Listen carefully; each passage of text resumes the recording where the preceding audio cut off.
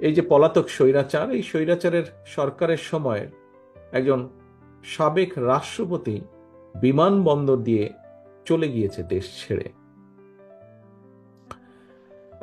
যেভাবে চলে গিয়েছে সেটিকে যদি আমরা মিলাই তাহলে দেখব যে 5ই আগস্ট আরেকজন দেশ ছেড়ে পালিয়ে গেছে, ইনিও অনেকটা সেভাবেই পালিয়ে গেছেন। কিন্তু এখন বলা হচ্ছে যে অন্তর্বর্তীকালীন সরকার নাকি তার এই দেশ ত্যাগের ব্যাপারে কিছুই জানে না।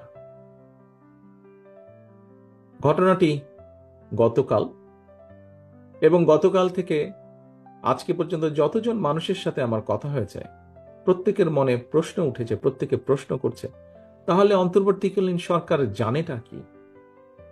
সাথে এও অভিযোগ উঠেছে সংস্কারের নামে সময় ক্ষেপণ করে অন্তর্বর্তীকালীন সরকার একদিকে যেমন হয়তোবা পলাতক